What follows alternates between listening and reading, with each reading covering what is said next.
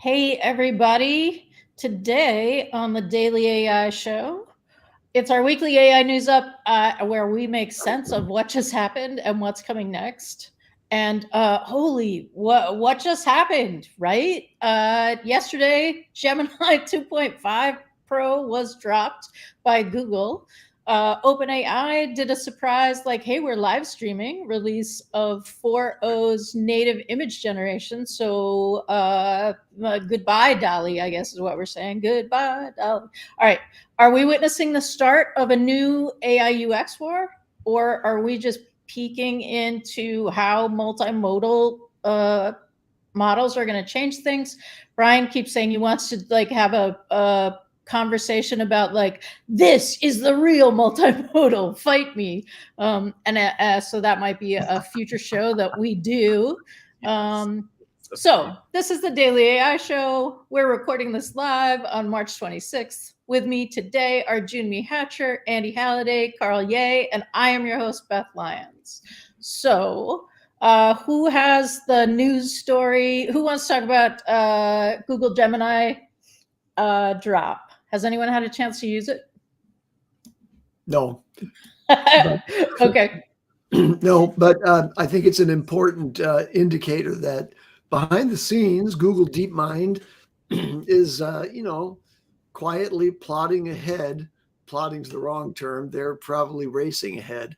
And we have an AI frontier model race in effect here, still running, even though there's been a lot of talk about the scaling of the intelligence or reasoning and so on of these frontier models reaching a limit. Nonetheless, we saw a flurry of activity around improving the voice interactions, and everybody seemed to put forward their best efforts around voice. And now in the last couple of days, we've seen a number of players come forward with their best offerings when it comes to multimodal and particularly natively multimodal models that can process video, audio, tokens of any kind. They've been trained on all sorts, so they have much, much better image generation capabilities natively in that. And so we'll talk about some of those things.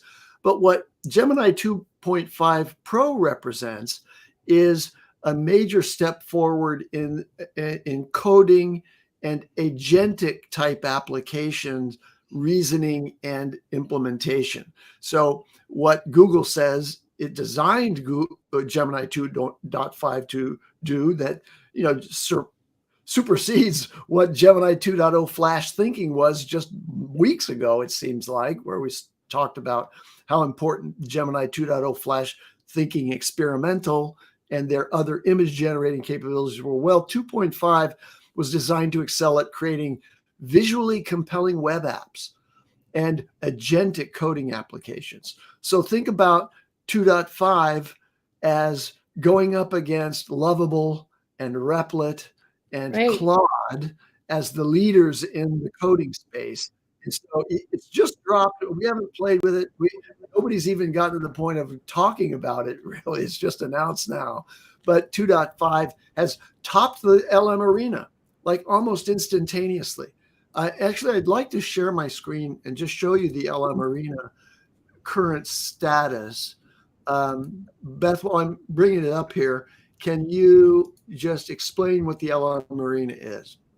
Sure. So the LM arena has models that are code named, and you get an opportunity, like you can, if you go, you get two candidates. You don't know what they really are. You just know their code name, and you give them a prompt and they sort of duke it out. You decide which one you like.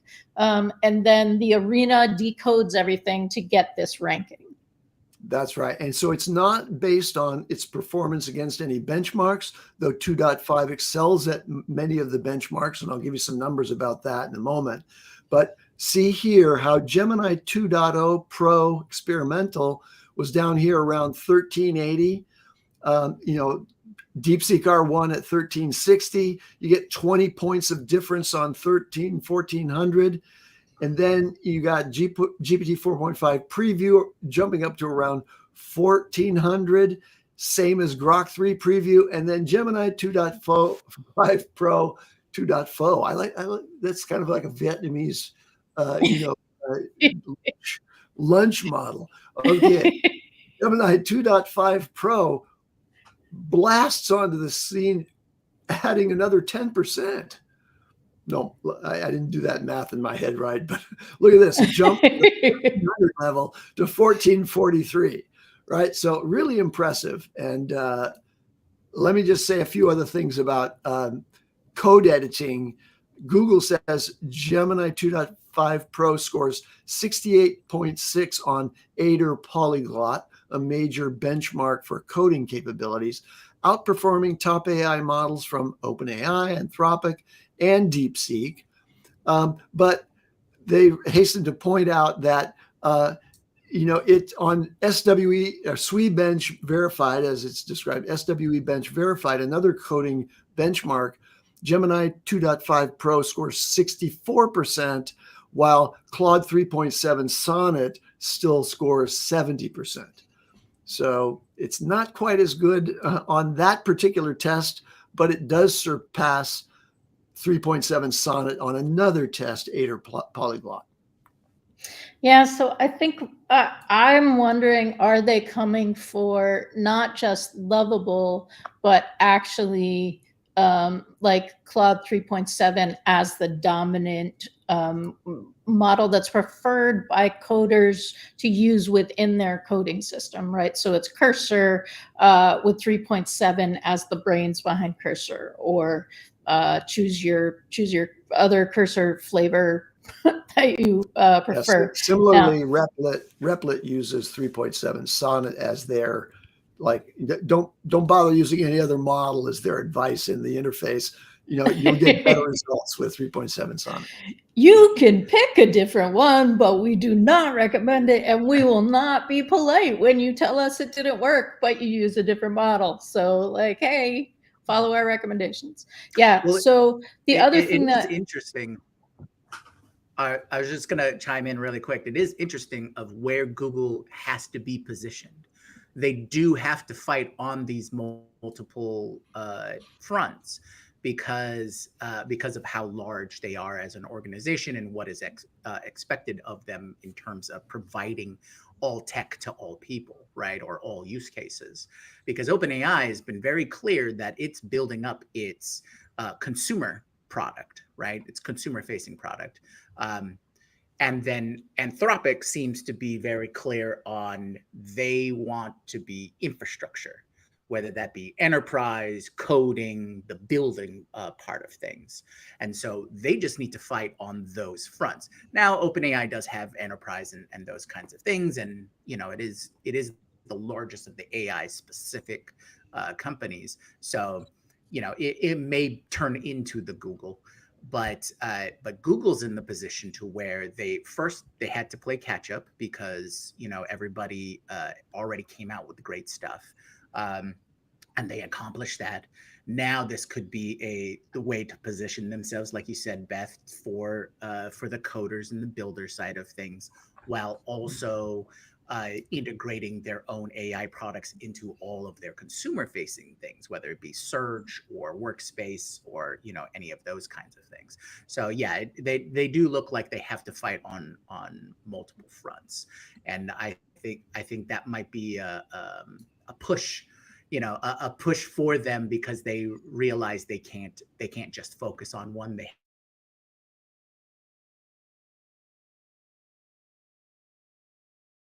platform side of things as well behind AWS and Microsoft. I think the tough thing with what Google is trying to do, and I don't know, I when I'm reading how they position their new model and they very, very focus on the benchmarks, I'm assuming they're purely going after the developers, because half of this stuff they talked about doesn't mean much to regular people or regular business. It's like it won't resonate.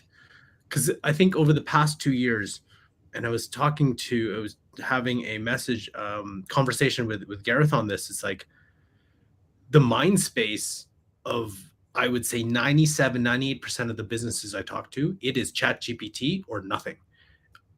There's a couple of Claudes in there, maybe one or two Gemini, but it's mostly ChatGPT or Copilot because the company did it. That's it. So the mind space of this is very difficult. And then I think also too, the amount of news that comes out every day about AI, I think just people just get numb to it and be like, okay, that's great, fantastic. That's just another model. That's this. Benchmarks mean nothing.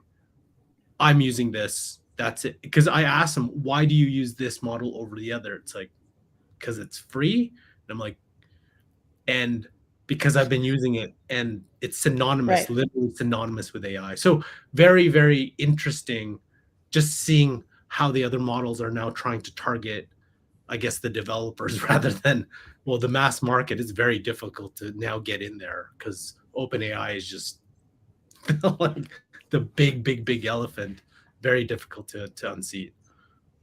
Yeah, and I was saying before the show, this is rumor, and this is my like this isn't news, but I'm sort of laughing that has Logan Kilpatrick convinced Google to let him just control the drop schedule. So like OpenAI says, "Ooh, we got something secret we're dropping," and Logan's like, "Now, turn it now." Yep, boom. Hey, guess what? We drop a whole new model. They're just like updating their 4.0 model, which is kind of old. And I've used the model in AI Studio, and it's like, you know, the thing is, though, it's hard outside of the benchmarks. It's hard to compare based on your individual use case because you just. I think once people there are people who love Copilot. I was just like, I don't know how, but that's their model. They like it. And then when they compare it to other ones, it's like, I like this one better because it just fits. So I'm not sure, like, it feels like there is I don't know if it's a solidification of like, hey, I use this. I'm just going to use this because maybe all of them are kind of just going to end up equal in the end anyway. I have to wait 2 months, 3 months until a new model comes out or my model comes out and matches. So why would I? Well, why would I keep switching? That's a great point because, you know, you get, of course, there's the whole, you got comfortable with the one that you tried out or you're in that ecosystem, right? And there's a lot of that, especially in Microsoft. It's like, oh, we live here. This is what we've been using for 20 years. We're already invested, yada, yada, you know, and all those, you know, that kind of thinking. But there does really seem to be that thought process of, all right, all of this is moving so quickly. So whatever I'm using, I'm just going to stick with until, you know, something clearly which is a better fit for me that comes out. And the fact that you said earlier about, oh, I use this because it's free, that's a huge factor because everything's changing so quickly, right? No one wants to go all in on one thing if you know, if it's just going to change on them. But in the inverse, it's, can we spend the time to learn absolutely every version of something? So or, you know, yeah, exactly. There's not enough time. So it's like, oh, okay, this one seems to work for me. I'm going to keep working at it. They're going to come out with new stuff. And that's funny because that makes me think of Apple, right? Because Apple's never really first on the scene with stuff. They always say, oh, we want it to be the perfect version of this. Now, you know, there's arguments, Siri, about how they approach things. But what I've noticed with OpenAI's releases and then the way that they talk about things and the way that they want this controlled drip of information and they want to be consumer focused and the various presentations that they have, I think OpenAI is becoming more like Apple. Live on our platform. Yes. Here's a new thing. Yes. It's not the first thing. Native image processing. That's not new, right? That was talked about months ago. They just brought it out in response to, you know, somebody else, a competitor releasing something. So it just may be this overall experience and ecosystem kind of play or strategy to just draw you in, and once you're there, you're there. I still go to ChatGPTs because I have a Plus account, and I'll try stuff there first. I'll ask my questions there first. Perplexity, when I know I'm specifically looking for, searching for information and things like that. Claude is coming up now that I'm doing more coding analysis and MCP stuff. So yeah, I think that environmental building, essentially, or ecosystem building is kind of where that focus is, and that reminds me of the Apple strategy. So just to wrap up the Google thing, they also came out with a canvas, so you can see the code that you built and edit it within and they called it Canvas because that's apparently the name that wins. But so that was part of the update to the Google Advanced Google One subscribers. There was news about Siri and Apple. Does anybody have that? They want to do a small before we jump from Google, I just wanted to do a 10-second addition, which is Google also rolled out real-time vision in Gemini, meaning you can point your camera at something and talk to Gemini about what it's seeing with your camera. Is that Project Astra, right? They started doing that for Android. Yeah, it's a piece of that. I don't think it's the full Astra, but it's a piece of that that's been implemented now. It's basically vision. It's adding vision to Gemini. But is that only Android phones? I don't know. It's so. I'll look that up while you guys are going on to Siri. Go ahead. Because what we talked, Carl, you demoed it for us when it was only available in the AI Studio, right? Was like it can see. It's looking like it's inside the screen, looking at the screen. While you're looking at the screen, you can have that conversation. No, it uses any smartphone camera. Any smart. Okay. I canceled my Gemini subscription just because of all the things that would using it the least. I was like, I barely use this because I started using Grok more. Started using I'm already have a Pro subscription plus a Claude subscription. I'm like, which one does not belong here? Gemini. And then they come out and I'm like, but even then I'm like, I don't feel like going to just test it. I was like, because my subscription runs out, I don't know, like in a week or two. So I was like, that's fine. And I'm sure, again, one of these models is gonna come out with something and it's gonna be I'm like, you know what, I'll just wait and do my thing. And apparently DeepSeek is coming out with V3. So if you're on DeepSeek, there's another one too. So right. So that's an exciting piece. So it's V3's been out. It's V3.1. Let's call it V3.1. It's actually it's got a newer date. It's a V3 model, but it's the next drop of the V3 line. Yeah. And that Jyunmi, that can run. I was just going to wrap. Yeah, I was just going to wrap up the Apple thing. So essentially, everybody has been waiting for Apple Intelligence to really shine through. And Apple to release new version of Siri or updates to it or whatnot. But apparently they've dropped the ball on this and do not expect Siri to come out at least 26, probably 27. That this is a big internal issue, and people have said they've lost confidence in some of the executives and who's in charge of the AI program in Apple. And so there's going to be some shuffling around of executives there. So we'll see if they can get back on track. Now, it has been suggested by some of the people that I've collectively listened to, because there's so much news out there. I sometimes get them all mixed up on where the source is, but so I can't tell you who it was at this point. But the words seems to be out that this could be an opportunity for Apple to play catch up, is to do an acquisition, right? Early days, Apple has done tech acquisitions or acqui-hires and things like that in the past. And so this might be a good chance for them to catch up. And one of the In things fact, that was floated out there. Siri was an acquisition. Right. Right. And so one of the things that was floated out there as maybe an outside, as an outside choice was Anthropic, because Apple technically has enough money and assets to potentially buy Anthropic at their valuation. But I mean, it would be a hard sell, of course.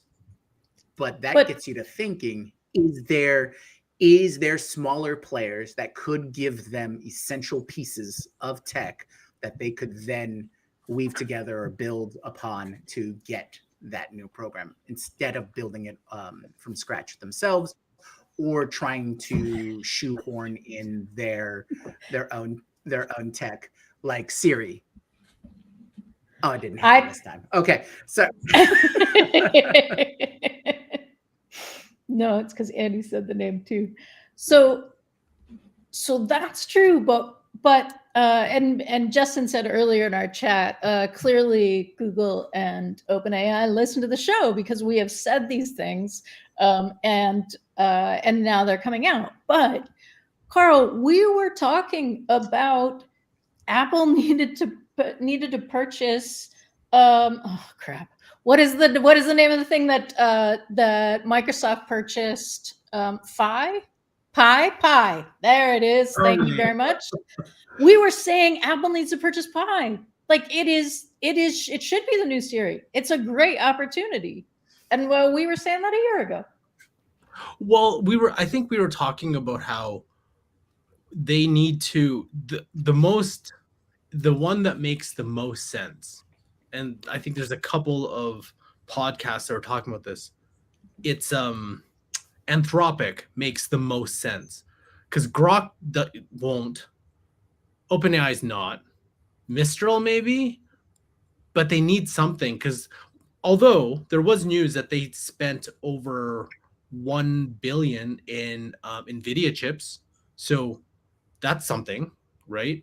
But I don't know if they have the talent, or they have because they are starting from behind. So, right. And, like with Apple, like you could like, oh, okay, that's fine, because they perfect things. But I'm like, AI is moving so fast. It's like, I don't know where we'll be by 2026, 27. So once you get your model, let's say, sorted out, and like the agent aspect, or you know what, if they were smart, let's bypass this whole thing, maybe turn Siri into an agent.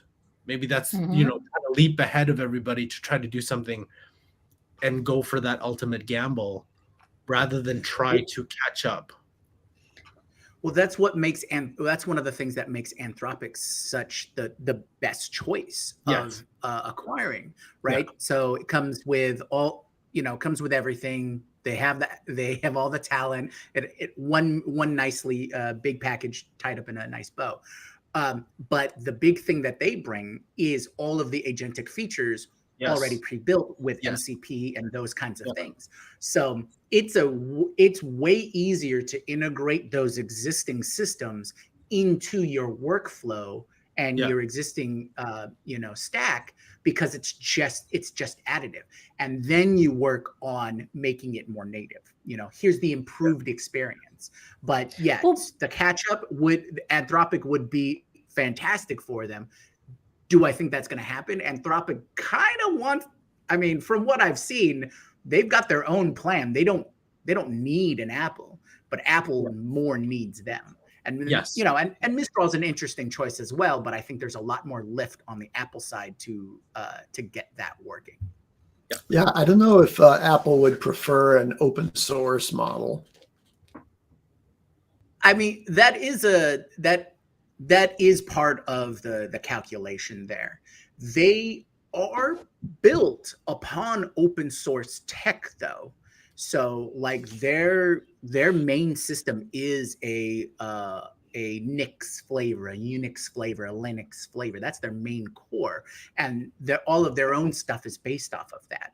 So, I mean, I'm sure there's going to be parallel development, some in-house stuff, and they don't necessarily. And once they do acquire Anthropic, that doesn't mean they can't take some of that stuff off of the open source side of things as well. So you mean Mistral? That is part of it. Anthropic is yeah. not open source. Yeah. So the other thing about this that I think, Karl, it's an interesting idea to sort of go direct to the agentic feature is that Apple already has the voice interface, right? Like that's set. Just like when our Lady Wiretap, when Alexa Plus comes out, they didn't need to do anything about the understanding conversation back and forth because that's already in that and that's already there. Apple also has Apple scripting, which is a very like esoteric, okay, I could somehow get these automations to work on my phone, but it's complicated and it's not fun. But if you have those two pieces already built in, now you're literally just wanting that intelligence layer. Yes. I think, yeah, Greg is saying it will be transparent, it'll be the OS. But yeah, what do you think, Karl? Or forget the buying. Like there's another thought, just like, you know what, you already had that OpenAI partnership. Just make it a partnership. Like they will supply the intelligence, you will supply, because everyone's like, oh, where's Apple in this? I'm like, well, Apple is kind of more hardware than they were software, because they build phones, they build iPads, they build like Macs. It's like it's a hardware company with software that they can integrate, but it's like, it's tough to ask that company to try to do that. I know Google is kind of like that, but that's fighting so many things on so many different fronts, right? It's very tough to it would be a more vertically integrated strategy like NVIDIA is pursuing. Yes. NVIDIA dropped, a hybrid Mamba model this week that is, an entry into the race for improved inference costs. And so I want to weave off of what we've been discussing to just say, simultaneously, while all of these drops are happening, there was this release of O1 Pro from OpenAI, which is a more compute intensive version of its O1 reasoning AI. So, and compute intensive is the operative word here, because all of these reasoning models and agents are going to require much more inference compute time than the typical models are.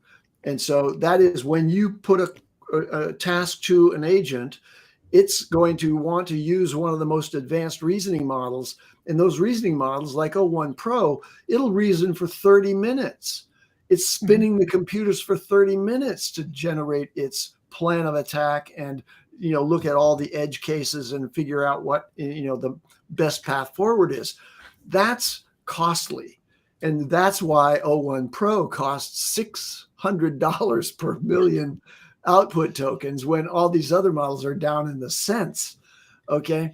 So then, what NVIDIA did, and a number of others, by the way, is they're delivering a new model, a type of model. It's a hybrid between a transformer and a Mamba state space model.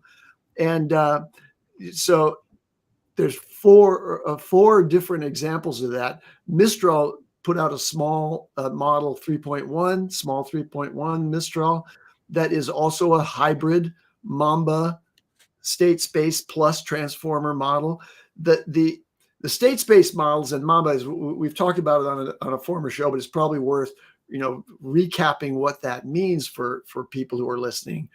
But it's much more efficient in terms of retaining context. So as agents and larger context windows become more important, transformers struggle in terms of cost and inference time. They struggle, latency, all those things. But a Mamba component in a mixture of those models in this hybrid architecture that can reduce the cost of inference time significantly. So there's a race underway also to explore new architectures that go beyond the transformer models and balance reasoning capabilities and that demand on compute time with computational efficiency. And that's what these hybrid models are.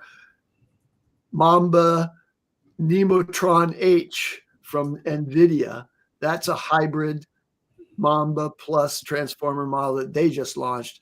And so there's an example, to weave back to what we were just talking about, there's an example of a company that's not afraid of investing their considerable war chest in being both software and hardware, right? And I think Apple certainly has the treasure chest to do that.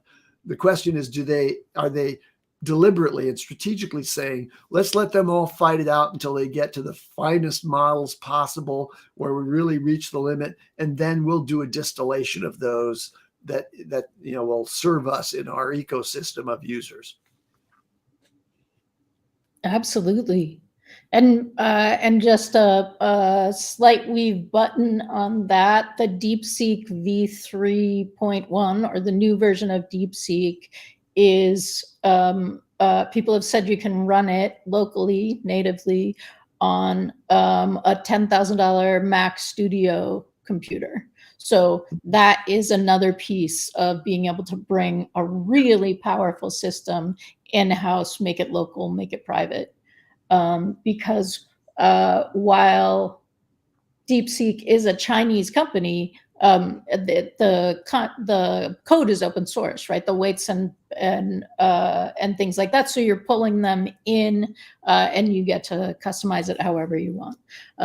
The questions for people about putting information into DeepSeek to go to China is always when it's hosted in the cloud. And speaking of that, here's my weave. And it's also a loop back to previous conversations. Perplexity, when TikTok was likely going to shut down for US users, Perplexity was like, hey, I'll buy you, call me. It turns out that they've really been thinking about that. So now it's a real proposal, and they may have been thinking about that before, but that is another play. And the reason that's connected is that Perplexity created the 1776 version of DeepSeek's V3 model so that it could be run locally in the US and give you correct answers about Tiananmen Square. Yeah, let me just comment on the advent of oh my gosh, I just had a brain skip there. Give me a second. Yeah. So Beth, you were saying, what were you talking about just now? I was talking about DeepSeek. I'm not having V3. A stroke, by the way. I'm just old. Go ahead. DeepSeek V3. And that it can run Perplexity and TikTok. Okay, so what I want, you spun me out on the DeepSeek side of it. Perplexity did make a run at acquiring the US version of TikTok, and that made so much sense because one of the things that makes Grok and XAI so threatening in this race at the top is that they have access to incredible data, all of the data on X, all of the data from Tesla, and all of that data makes for a significant advantage when you're doing training of models and also accessing these. Perplexity is saying, look, we want to place at this top level table and we want TikTok data. And we want it to be a part of a Perplexity platform. And so TikTok plus Perplexity, I say go, go, go. Why? Because we want somebody out there with access to that level of data, especially real-time, social media flow data, just like X has, in order to put a bulwark up against X's domination of the space. Absolutely. It's a great move. I agree. And there's the new deadline is April 5th, maybe, for whether TikTok is going to sunset or not. The chat has gone, say, in a different direction. So, Karl or Jyunmi, what? In answer to Jude's comment, he said, TikTok has data. What kind? Oh, they have a tremendous amount of data. Many influencers of significant note. Just take, for example, scientists and epidemiologists, and people are in real time delivering the highest level of their knowledge in short video format today, what's happening today. And that kind of data is really important to the flow of information in the world. Right. And not to mention consumption data, data on the interest user. Data, like what are people interested in?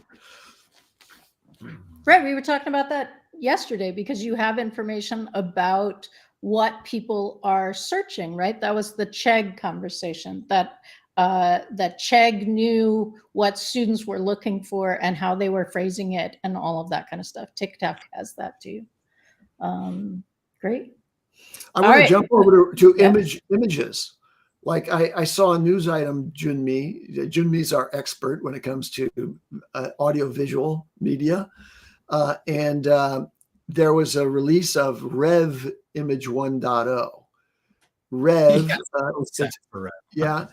it offers competitive pricing and impressive prompt adherence, which is one of the key things about the advances in those kinds of models.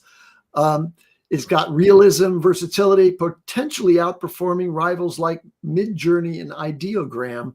And at $5 for 500 credits, it's affordable. So, but there was no information or news about the Rev team and where they came from.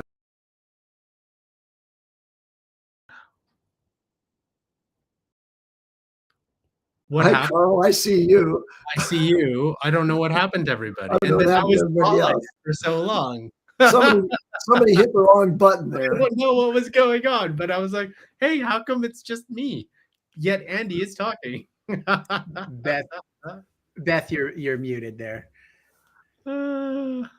Okay, so we just had a tech fart. Thank you for the chat. And it's always me that hits the wrong button. I spotlighted Karl and I could not figure out how to unspotlight. So thank you, Karl, for taking us all off. You look great, Karl. I didn't take anybody off. I just sat here and I'd be like, what's going on? And then all of you went off. And I was like, oh, okay, great. That's fantastic. Yeah. All right, Andy. Okay, let's get back on track here. Here's another little blip. I was going to say fart, but no, it's blip. OpenAI has announced that ChatGPT is building connectors to Google Drive and Slack. But I think importantly, ChatGPT will radically simplify the ability to integrate its now advancing capable models to Google Drive as a resource. And so I think that's really important. Did they say what level of integration?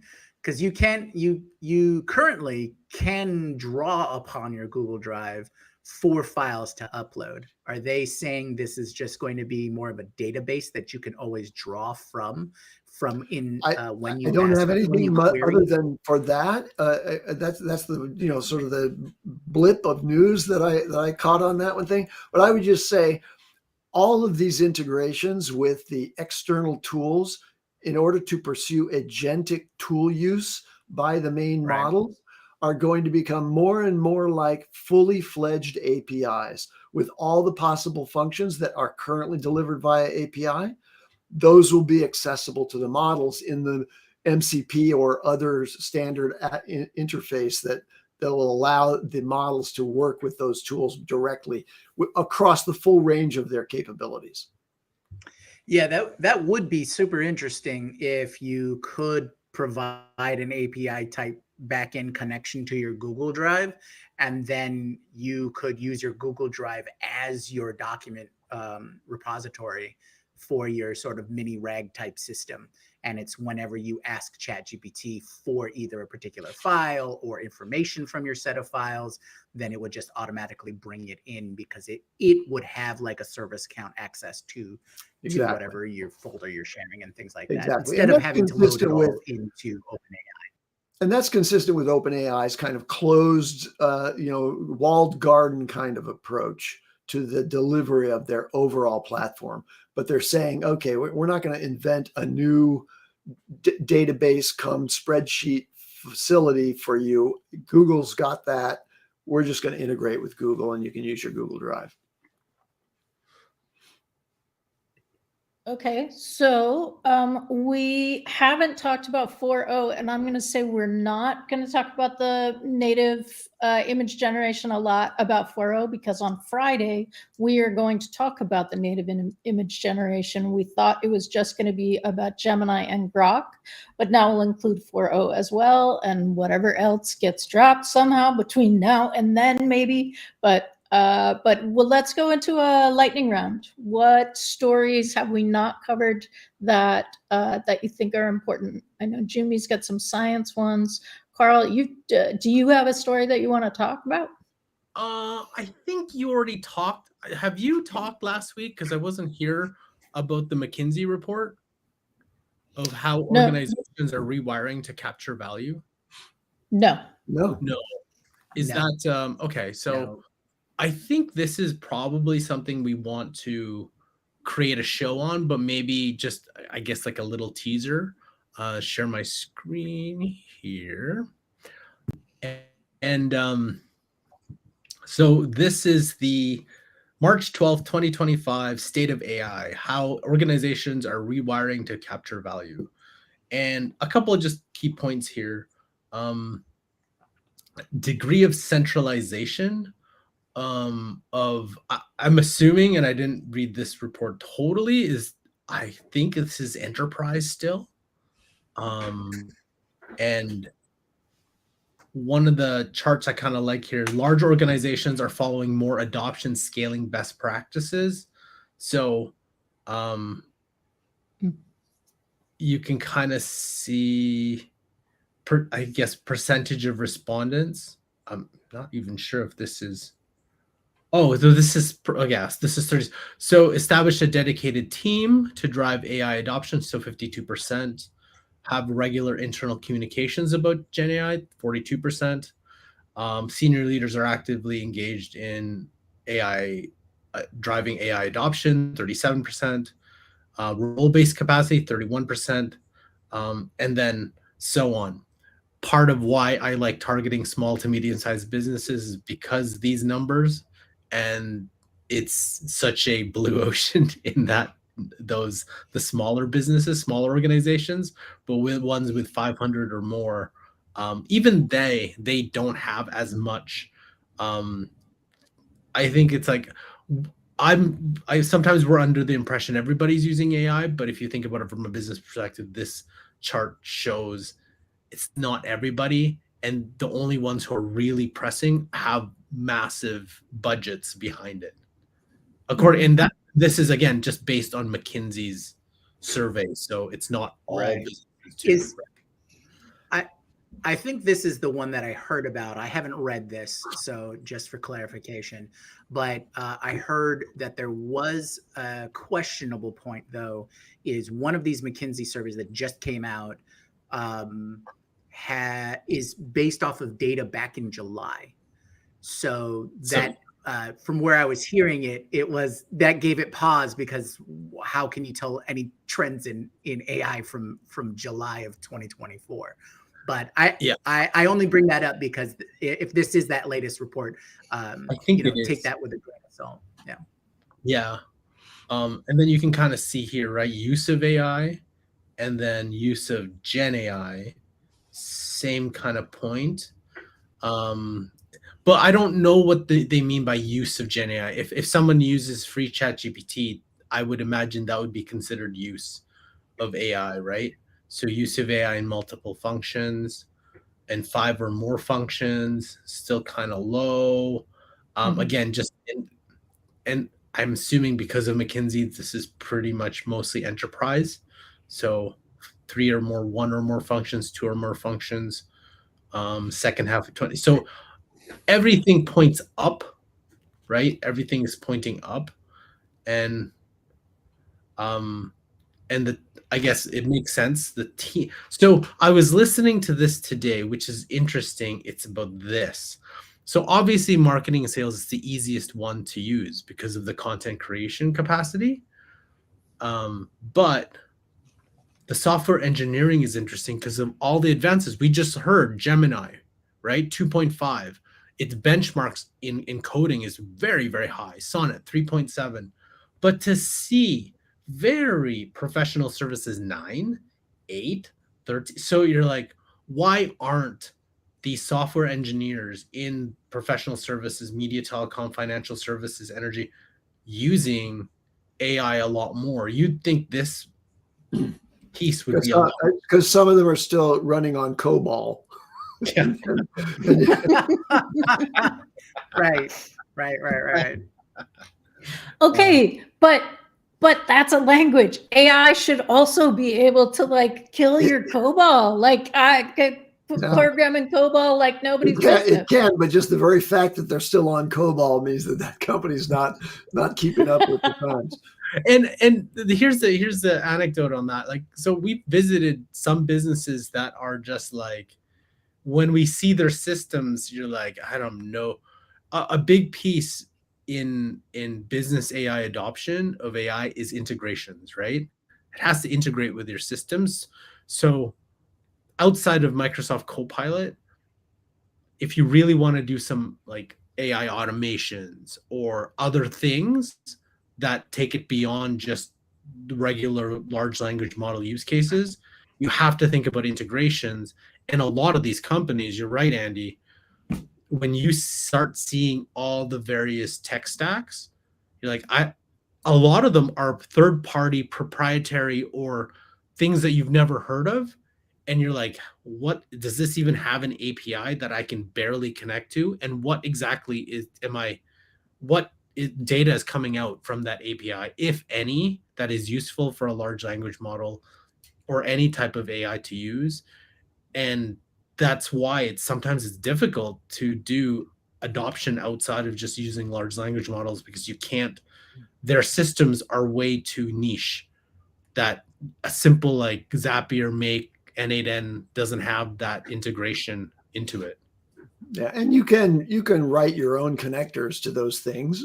MCP is a possible solution, but that means you have a pretty sophisticated, a sort of API engineered thinking IT department, and most small companies don't have that even close. Yes. Hey, I wanted to jump over to another important bit of news, which is that the release of O3 from OpenAI was a major advance in the reasoning capability on the trajectory towards achieving AGI.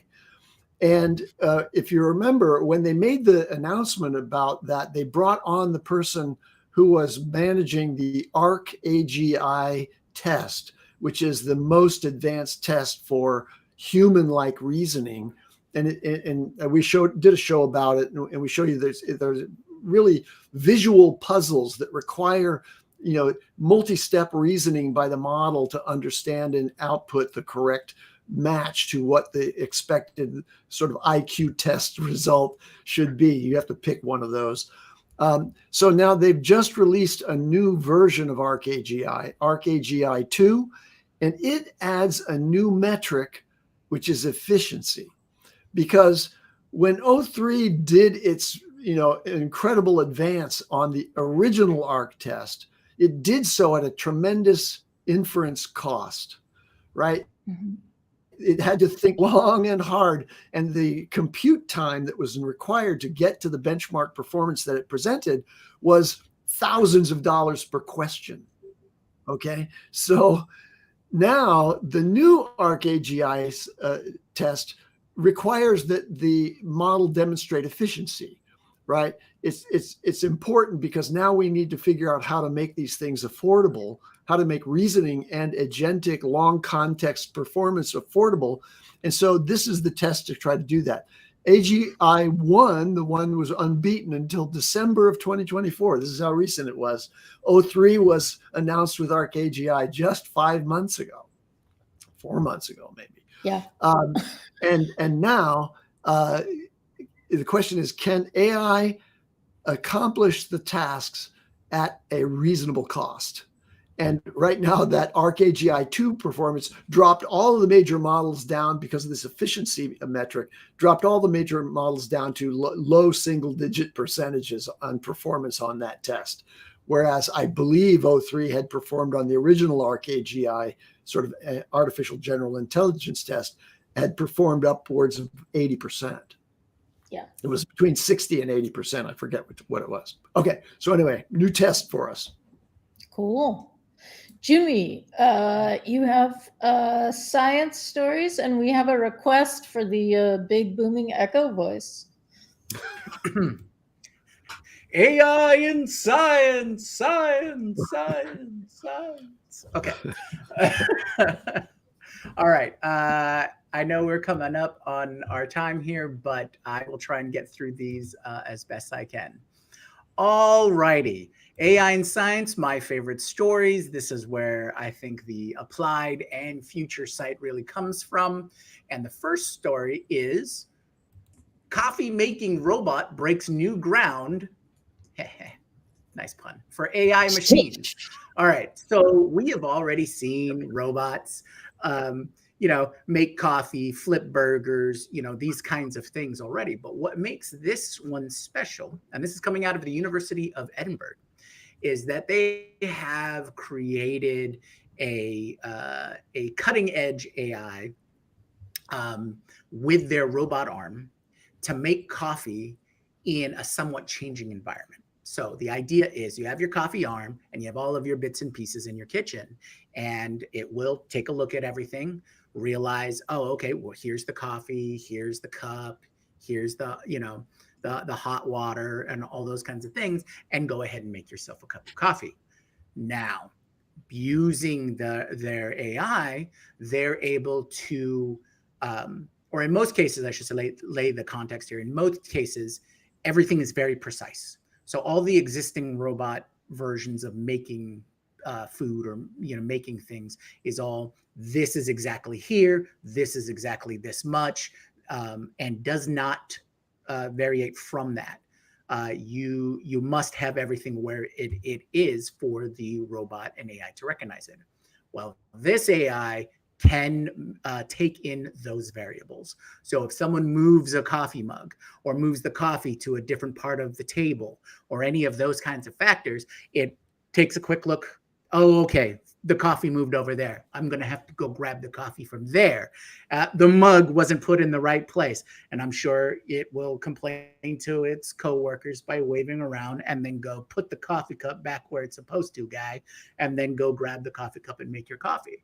And so this is a huge jump in that ability to work in the same space as other people, because it allows for that variation or those unseen circumstances that are going to give pause to all the existing robotic coffee makers and other kinds of things like that. So that's number one. So our robot arms are going to be able to make our coffee even if we don't put the mug back in the right place. The second one is we've talked about how AI is helping in the mundane parts of science.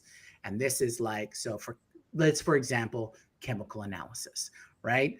Everyone has seen the images of a scientist, a technician, a scientist sitting at a table in a clean room and just taking a pipette and dropping it down, taking another one, dropping it down, then feeding those samples into an analyzer, looking at it at the microscopic level, pulling out, writing down all the information, and then going on to the next one. And that eats up a huge amount of time, right? And so we've heard stories of companies that are starting up to have that, robotic being able to do the pipettes, and, advancing AI to being able to recognize what needs to be filled and stuff like that. Well, Florida State University has been able to create a machine learning tool that can identify chemical composition, and their example is dried salt solutions, just from an image with 99% accuracy. All right, so what this means is the part that eats up the most time is the molecular analysis of whatever chemical that you're analyzing. This can do it from looking at the solution, right? It's dried salt solution for right now. But if you can get a 99% accuracy, which of course will improve with time, this is the worst that it'll ever be. That cuts down on the amount of time and equipment and cost that you need to do chemical analysis, because you don't need those giant, 2-ton machines to process all of this. And one of the reasons why Florida State was developing this is because they were working for a NASA project, because you can't put a giant analyzer onto the space station or the shuttle or a rocket or whatnot, and to be able to do that analysis, because weight is at a premium, right?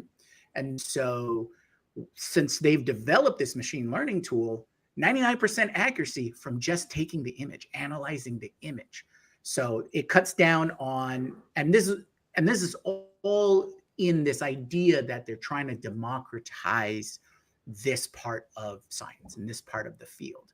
So 99% accuracy now, not needing the super expensive, super heavy equipment to do the analysis. It means you could probably get this to where it'll run in the back of your van or your garage, those kinds of setups. So that would allow a lot more labs, a lot more smaller labs, and maybe even smaller organizations to run their own analysis or even their in-home analysis. Remember when 3D printers used to be the size of warehouses and cost you, hundreds of thousands of dollars? Well, now you can get a good one for $200, and you can print, pretty much anything that you need that's on a physical object. Same kind of concept. So that's what got on the radar for me, is this is going to help democratize that whole chemical side or chemistry side of science. Now, and finally, the third one that is a little more out there and almost sounds on the cusp of sci-fi is from Virginia Tech, created a revolutionary blueprint to fuse wireless technologies and AI. And so before I read this article, I hadn't really thought about this use case, right? We've talked about Gen AI is going to touch on every industry and every aspect of life, whether it's business or creative or whatnot, right? Well, one of the big things is the IEEE, which is the Institute of Electrical Engineering, something or other. What's it called here? Institute of Electrical and Electronics Engineering. Sorry, there's the third E. And so they recently had a meeting, because they're the guys who talk about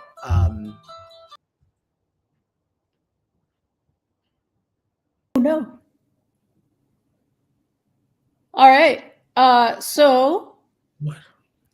there we go. Sorry, Welcome back. That's my 1 hour mark. Okay, sorry, really quick. So they're the guys who come up with the Wi-Fi standards, right? And they're running to actual technical limitations of what the next, 15, 20 years of Wi-Fi standards is coming up, because networking can only grow so large and being able to handle so much bandwidth and whatnot. But what they needed was a world model, the concept of being able to make those decisions.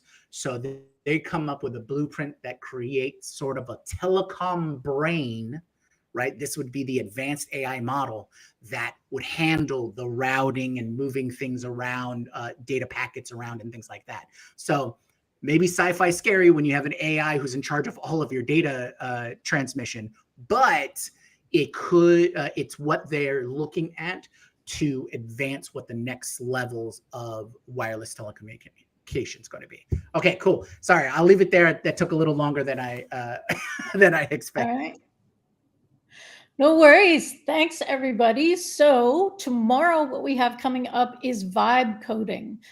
So what is vibe coding? Are you vibe coding? Are we vibe coding? We are going to reveal everything and chat about it. Friday, we're talking about the image generation, as I talked about before. We'll look at Gemini, we'll look at Grok, or image editing, actually, also. Gemini, Grok, and 4o. And yeah, have a great day. We'll see you tomorrow. And that's a wrap for us. Aloha.